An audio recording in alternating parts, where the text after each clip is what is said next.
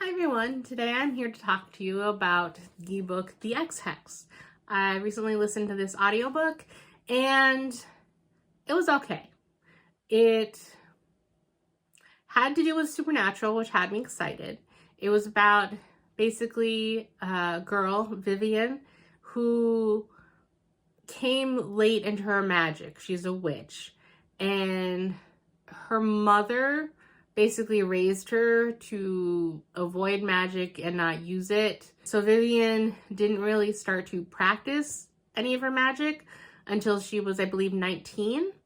And which point she was living with her cousin and her aunt, and I assume learning from them, and never really specified about what means she went through to undergo. But she did feel the distinct lack of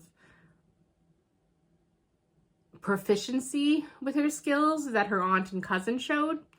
And so starts off with Vivian when she's about 19, and she's just had a summer fling with Reese Penhallow, and she was basically warned against starting anything with him in the first place because they are in basically a magical community in Georgia. And the Penhallows are the founding family, so they're a big deal locally. And Reese is one of 3 brothers, I believe. And if there's any more, they only mention 3 in the book. And he is basically only there for a summer study program, and he has the reputation of being a playboy and a flirt. And so she's kind of warned to stay away, but of course he's so good looking that she basically can't fight her feelings and start something with him. And she only breaks it off when he mentions something about having to go back home to England and something to deal with his betrothed. And I guess they're playing it off like in the witch world, betrothed is somehow different than a fiance. And she didn't take any of that. And so she's just like, you have a fiance? And so she immediately broke up with him and stormed back and was crying. And so with her cousin, they did a hex, but they didn't believe anything happened. And you didn't find out until he comes back 10 years later to refresh the ley lines. The power in the town is based on these ley lines, so they need to be refreshed every so often. And you didn't find out until 10 years later when he's there to do that something of the curse actually came through. And so while she did make some, stupid amendments in her hex, she hoped that she wouldn't be able to find the means of pleasuring a lady, or that his hair, which was so swoopy and did that thing. They never really said exactly what that thing is, but that it would never do that thing again. Like, those things didn't happen, but that he's basically set upon by like bad luck thing after bad luck thing as soon as he steps within town limits.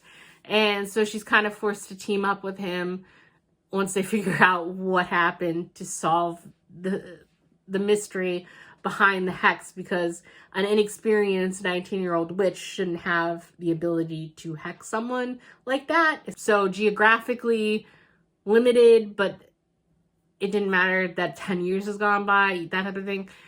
But what gets me is the romance thing, because I fully understand as a 19-year-old her being infatuated with him and creating plans and the whole hex thing to begin with. I completely understand about that. What I didn't really buy into is the 10 years later, because you get dual perspective. You get chapters from Reese's perspective and you get chapters from Vivian's perspective, and they're both still basically, I forget exactly the timeline of what that summer fling was, but at most it was like a month. And so they're both still hung up on each other so much. And I totally buy that kind of infatuation from 19-year-old kids. 29-year-old people, she's a professor at the college. And being so she claims that she's not going to be drawn back into his orbit and that she's just going to avoid him. And she does stand her ground at first when she runs across him, and her cousin is fully behind that. But then at one point, like, her cousin is rooting for them to get together, and like, I don't understand exactly. I don't think they even mentioned whatever happened to his fiance either. How that was dealt with. I don't know. It was just, it was a little wonky for me. And I liked a lot of the stuff. Like, I liked the town, and it basically seemed kind of like I live in New Hampshire, so I've been to Salem, Mass quite a few times in the holiday season and in October, and I love all the little witchy shops. I love the decorations, and that's kind of what this town feels like, because they have a college that has a special magical degree program, you know, with spells to kind of ward off the normal students, and they have a special section in the library. They have downtown. Her cousin and her aunt run one of these specialty stores that sells grimoires and special candles and stuff, and like, you know, it's fake stuff and magic wands, but they're fully buying into that theme. And as someone who loves Halloween, I want to go to that town. I want to enjoy it.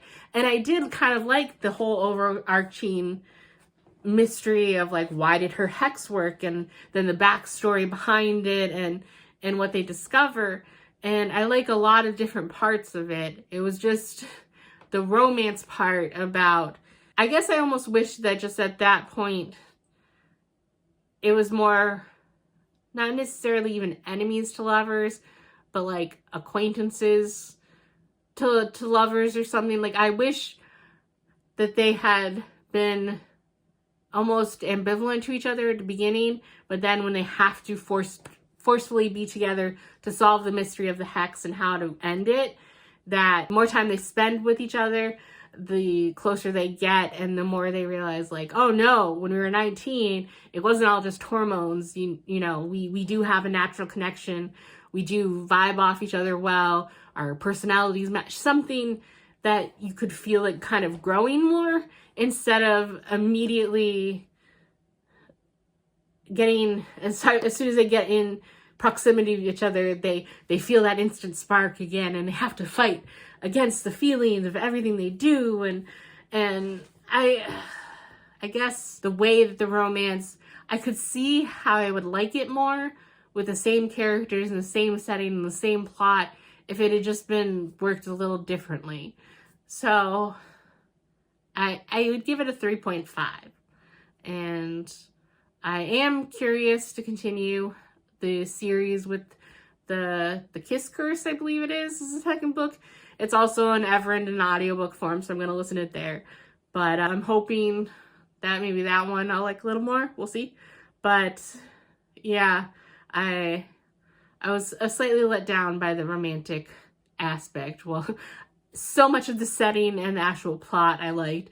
The romance, how that exactly developed, it just kind of went from like 0 to 50 really fast for me, and I wish there was more build up and seeing them come together through the course of the book, and figuring out that they really did like each other more than they thought, and that they should try again. And it wasn't so much just the almost second chance insta love, I guess. I don't know how to put it, but that's my thoughts on this book, and I will see you in the next one. Bye.